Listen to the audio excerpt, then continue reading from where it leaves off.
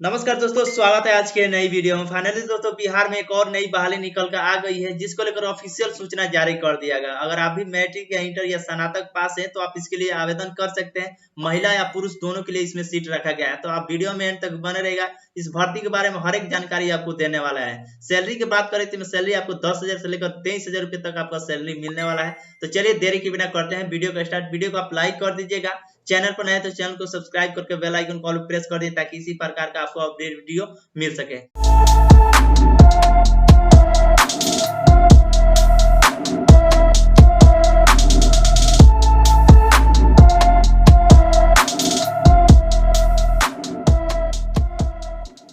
तो दोस्तों आप देख सकते हैं आपके डिस्प्ले पे एक नोटिफिकेशन दिखलाई दे रहा है, जो कि 13 अक्टूबर 2023 को ये नोटिफिकेशन रिलीज किया गया। यहाँ से दिखलाई देगा 13/9/2023 को रिलीज किया गया है। अब चलिए इसके बारे में हम बतला देते हैं कौन कौन से पदों पर भर्ती निकल कर आ रही है और क्या योग्यता रखा गया, कितना आपको सैलरी मिलेगा, क्या क्या जानकारी दिया गया।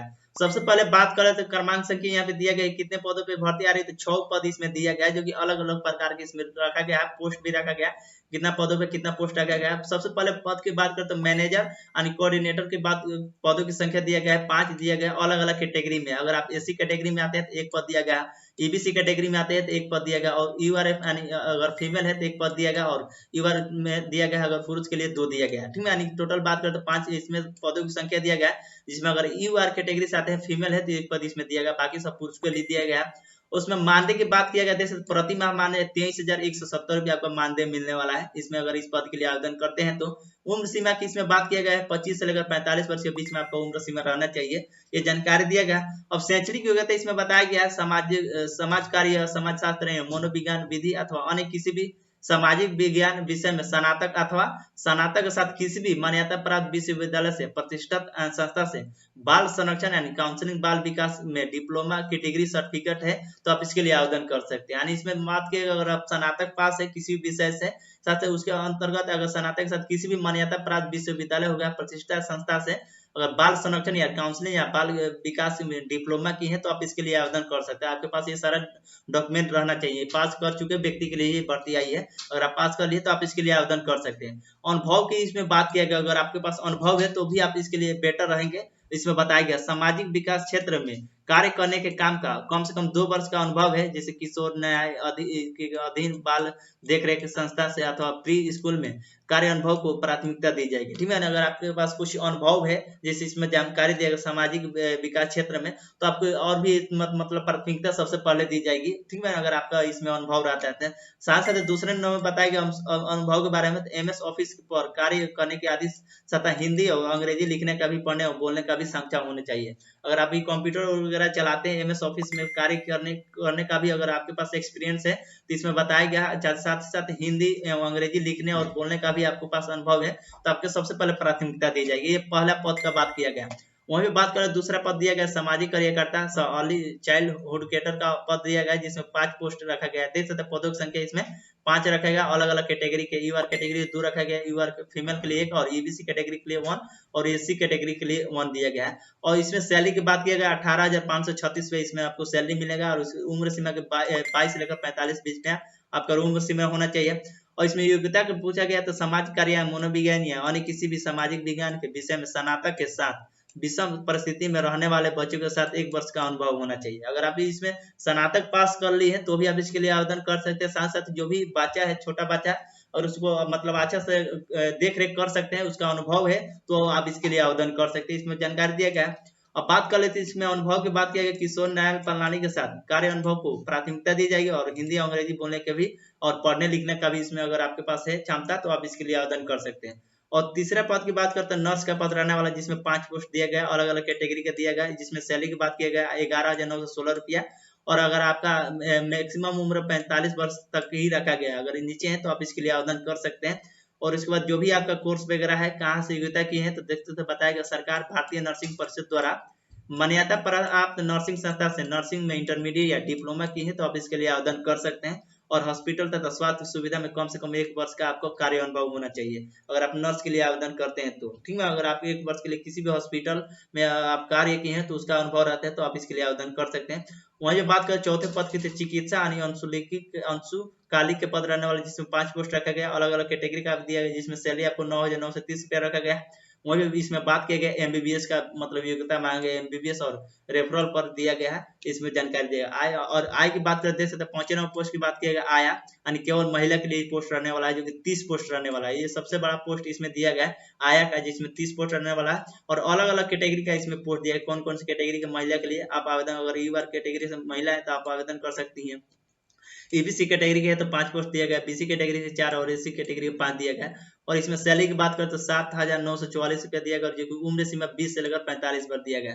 तो आप देख लीजिएगा चौकीदार का पद भी रहने वाला जिसमें 5 पोस्ट दिया गया अलग अलग कैटेगरी का। इसमें सैलरी 7,944 रुपया दिया गया और इसमें उम्र सीमा 20 से 45 वर्ष और उसके बाद जो भी योग्यता रखा गया है पढ़ने और लिखने का, आपको अगर आता है तो आप इसके आवेदन कर सकते हैं।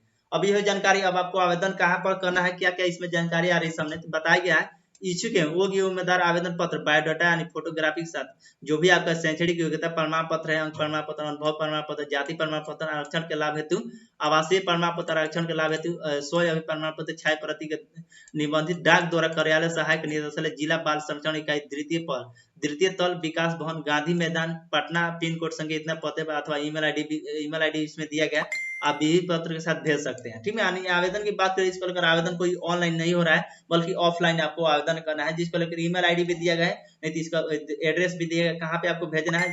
जो भी इसमें डॉक्यूमेंट है, योग्यता आपका क्या है, फोटोग्राफी, शैक्षणिक योग्यता, बायोडाटा, अपना जो भी है आपके पास कार्य अनुभव का सर्टिफिकेट, वो आपको अटैच करके इस वाले पते पे भेज देना है। कहाँ पे, तो देख सकते हैं बताएगा द्वितीय तल विकास भवन गांधी मैदान पटना संख्या पिन कोड इतना दिया गया है। अथवा अगर आप ईमेल करना चाहते हैं तो ईमेल आईडी भी इसमें दिया गया है, आपको ईमेल भी कर सकते हैं। अब बात कर लेते कब तक आप आवेदन कर सकते हैं, तो मतलब ये नोटिफिकेशन तो 13 अक्टूबर को जारी किया गया है, उसके लेकर 15 दिन तक इसका आवेदन लिया जाता है। आवेदन पत्र विज्ञापन के प्रकाशन तिथि से 15 दिनों तक कार्यालय अवधि तक आप का मतलब आवेदन लिया जाता है। तो यानी कि आज 13 यानी 15 दिन तक आप आवेदन कर सकते हैं। 15 दिन के अंदर आप आवेदन कर लीजिएगा अगर आप इसके लिए करना चाहते हैं तो।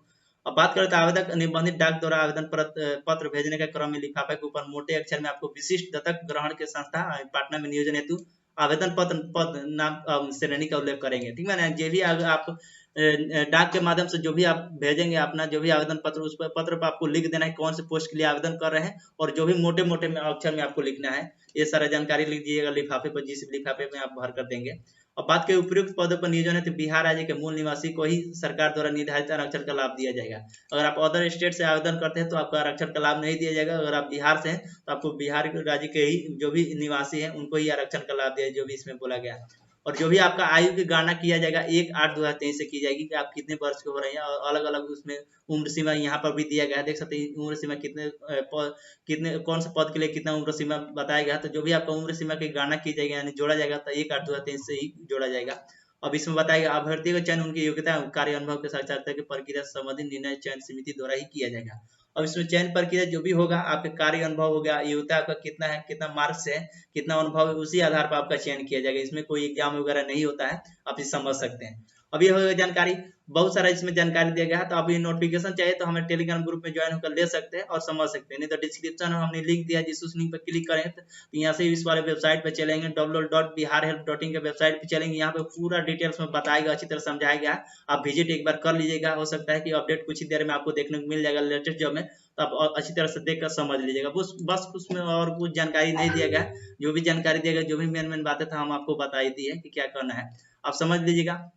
आपको जो भी आपको फॉर्म भरना है, ये वाला फॉर्म आपको भर देना है, जो भी इसमें दिया गया है आपको फोटो कॉपी करवा कर आपको भर देना है। जहाँ पे आपको क्या करना है, पद का नाम लिख देना है कि कौन से पद के लिए आप आवेदन कर रहे हैं, आवेदक का नाम आपको लिख देना है, हिंदी में जो भी लिखिएगा आपको फोटो चिपका देना है। और उसके बाद अंग्रेजी में भी आपका नाम लिख देना है, पिता पति का नाम लिख देना है, माता का नाम, महिला है या पुरुष, जो भी आपका जन्म तिथि है 1/8/2023 को कितना हो रहा है, कितने वर्ष, कितने माह, कितने दिन को हो रहा है। उसके बाद कोटि भी आप सेलेक्ट कर लीजिएगा कि कौन सी कैटेगरी से है आप। उसके बाद जो भी आपका स्थायी पता है, ग्राम, पोस्ट, थाना, जिला, राज्य, पिन कोड, पात्रता पता आपको क्या करना है, सारा चीज देकर योग्यता के जो भी आप मैट्रिक पास किए, इंटरमीडिएट, स्नातक या नर्सिंग डिप्लोमा, एमबी से जो भी है उसका डिटेल्स आपको इसमें भर देना है। विषय में कब उत्तीर्ण किए थे, कितना नंबर का हुआ था, कितना प्राप्त किए, कितना प्रतिशत आया था, आपको इसमें भर देना है। जैसे कि मान लीजिए मैट्रिक से आपको क्या किए तो कौन से बोर्ड से आपको ले देना है, कौन से विषय से, इसमें आपको लिख देना है किस वर्ष और कितना मार्क्स का एग्जाम होता है, इसमें आपको भर देना है कितना प्राप्त किए हैं आप उस मार्क्स में और कितना प्रतिशत है, आपको इसमें लिख देना है। अगर आप कंप्यूटर क्षेत्र में ज्ञान है, कुछ अनुभव है, तो आपको यहाँ हाँ या ना में जवाब देना है। उसके बाद हाँ है, उसके बाद जो भी आपके पास सर्टिफिकेट है कंप्यूटर कोर्स का, डीसीए किए हैं, डीसीए किए हैं, वो आपको दे देना है। अगर नहीं है तो कोई बात ही नहीं है। आपको संबंधित क्षेत्र में अनुभव है, कितने वर्ष का है तो है, आपको इसमें दे देना है। अब इस तरीके से भर कर आप जो भी इस पर पता बोला गया है आप वहां से उस वाले पते पर भेज सकते हैं। ये जानकारी निकल कर है दोस्तों। जो भी भर्ती निकल कर आ रही है संग्रहालय पटना द्वारा ये भर्ती निकल कर आ रही है, लेकिन ये केवल पटना के लोगों के लिए नहीं बल्कि बिहार के किसी भी जिले से हैं आप इसके लिए आवेदन कर सकते हैं। लेकिन ये जो भर्ती निकल कर आ रही है पटना यानी संग्रहालय पटना द्वारा ये भर्ती निकल कर आ रही है। चलिए मिलते हैं किसी ने एक वीडियो में, तब तक के लिए धन्यवाद। वीडियो अच्छा तो लाइक कर दीजिएगा और ज्यादा से ज्यादा शेयर करें ताकि और भी लोग को जानकारी मिल सके।